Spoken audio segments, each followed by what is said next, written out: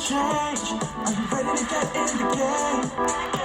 If you're really ready, come on, take a step. And listen to Tea Time with Tan. This brew is good for you. It's deep for the mind, body, and soul. It's refreshing, just lost and renewed. And with it is inspiration, motivation, and hope to the encouragement you need to get through. The solutions are clear, your success is near. Grab paper and pen, let's go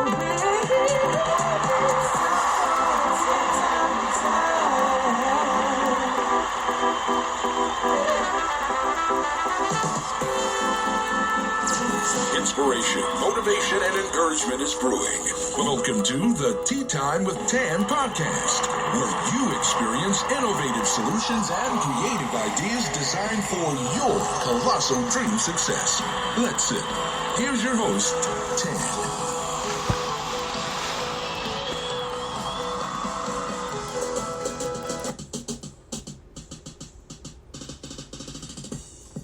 Hello everyone, and welcome back to the Tea Time with Tan podcast show. This is your host, Tan Cope. You guys, I'm tongue-tied. Hold on a moment. Let me start over. This is your host, Tan Tate, the Put You in the Game certified life coach, and I'm so excited to have you here sipping tea with Tan.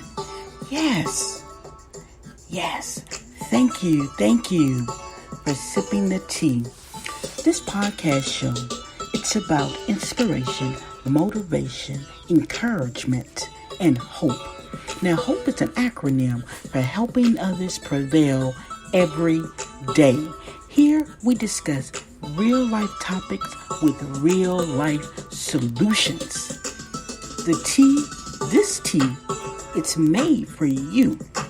Now, we always begin with what we call a get-it-together moment, where you can take the time to gather your thoughts, get into a safe space, so as you begin to sip the tea, you're in a position to receive it and then act upon it. And while you do that, I like to jam. So go ahead, get it together.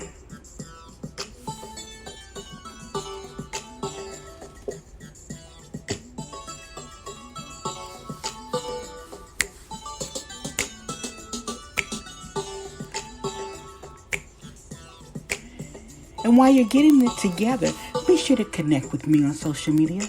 It's at Put You in the Game Coach. That's at Put You in the Game Coach. Or the podcast, Tea Time with Tan podcast show. I love to hear from you. And there daily you get inspiration, motivation, encouragement, and hope. Always posting something with you in mind.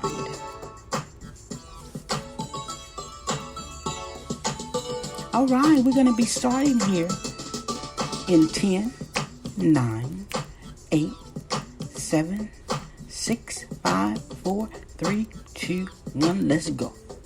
Listen, you guys, when I started off this podcast, I could have edited out where I was tongue twisted, said the wrong thing, but I intentionally left it here because I want you to know that life is not going to always go the way we want it to. But we have to keep in the game. We got to stay in the game. We got to keep pushing through. You got to know when to begin over, when to keep going, when to just cut it off. Our title of this podcast episode is entitled The Fourth Quarter. The team left. Now what do you do? The fourth quarter. The team has left. Now what do you do? Have you ever found yourself in a situation where you started out a project, a journey, whether it's going to the gym, a business venture, parenting, a marriage, you began a relationship, and there was a team. You guys were sharing the common goal and working towards the desired result. And then all of a sudden,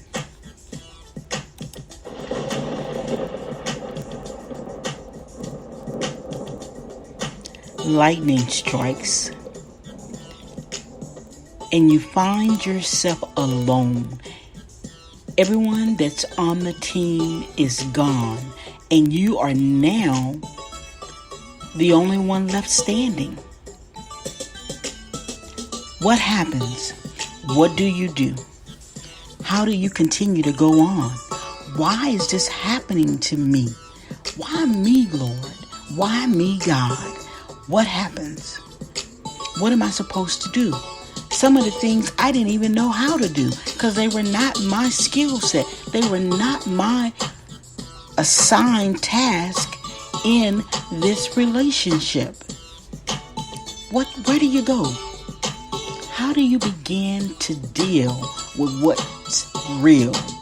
And what's real is they left you.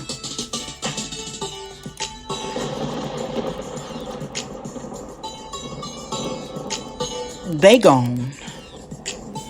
And you're left holding this dream, this vision, this project, this child, this brokenness. Where do you go from here? And it's the fourth quarter. See, a lot of times people will say they don't even begin watching football. We're going to talk about football or basketball because they have quarters, and some other sports have endings, or rounds. Just depends on what particular sport. So for this podcast, we're going to be talking about quarters. So we're going to be using sports that have fourth quarters. So let's say it's football season. Most people say, I don't even watch the first quarter or the second quarter. After halftime, that's when I get into the game, because what happens in the fourth quarter is what matters the most. Games have been won in the last minutes of the first quarter. So I want to speak to you who may be panicking because you may have found yourself seemingly so alone in the fourth quarter. We're in the beginning to enter into the fourth quarter of 2019. 3 months left. How are you going to colossal size the time that you have now that everyone is gone? Turn off that panic button. I know that it's been pushed. I know anxiety, frustration, disappointment, anger, all kind of emotions may be running through you. This was supposed to be the year. This was supposed to be your time, your season, and it's fourth quarter, and it don't look like it is, and you are alone. First of all, you are never alone. God said He will never leave you nor forsake you. Never leave you nor forsake you. And that means something. And I know the person who said, or the team member, the individual, whomever, they often said that too. Well, the good news is, God is a man and He cannot lie. God is a man. God is not a man. That's the good news. God is not a man, and He cannot lie. Because sometimes men, we don't, woman, we don't always get it right. We don't always get it right.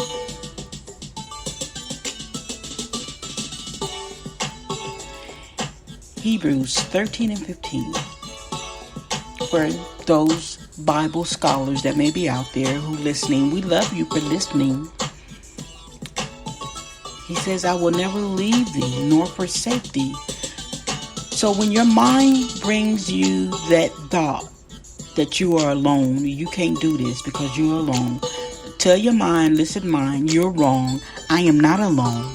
God promised to never leave me nor forsake me. Therefore, hey, I got somebody with me. You on the winning team. So that's the first point I want to give light to. In the fourth quarter, Now that they've left you, what do? You remember and you hold on to that God will never leave you nor forsake you. The second thing you want to do is you want to check in on your faith language. You want to become fluent in your faith language. So you got to begin speaking things into existence. You may be the only one left standing on the team. You got to begin saying, Lord, I thank you that my team is filled, it's replenished, that I have people with the skill set, with the mindset. They are servants. They are willing to help. I thank you that they are a part of the team. Whatever it is your specific needs are, you need to make sure your faith language is speaking that thing that you need to see happen.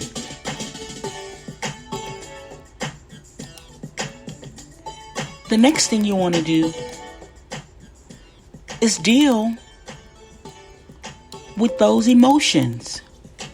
I know you're mad that they left. I know you're disappointed. I know that you're angry. Don't try to keep it in. Just release it. And you may even need to forgive them. Remember, forgiveness is for you. It's not for the other individual. It's for you.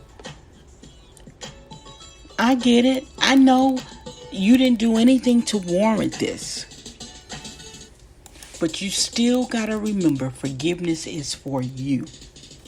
So as you deal with whatever negative emotion that may be attached to the team leaving you, make sure you find a source to help you deal if you need help. Most importantly, make sure that forgiveness is resonating within you. Because I know 2019 was supposed to be your year. It's the fourth quarter, and now they've left you. The third thing is you want to develop an action plan. Stop looking back over the last 9 months,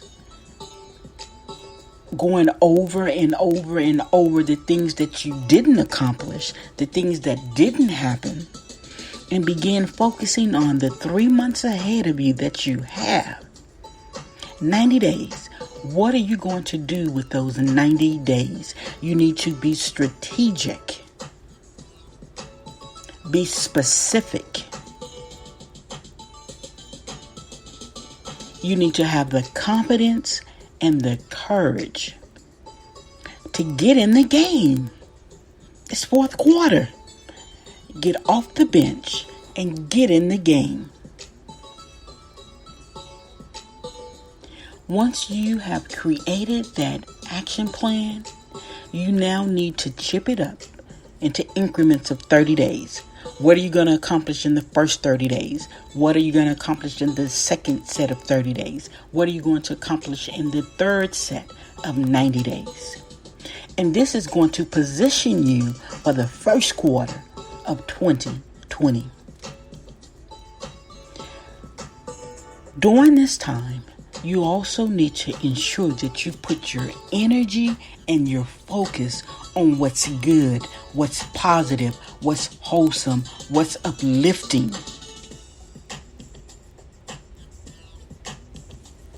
Let me repeat that. You make sure you are putting your energy on what's positive, what's wholesome, what's good, what's adding value to you. You will finish 2019 strong. And let me tell you, your win is not defined by what you accomplished in 2019. The win is defined by how you responded to every negative situation, every obstacle, every opportunity that arose. What did you do with it? Every mistake. Because a lot of people use that word mistake. I like to use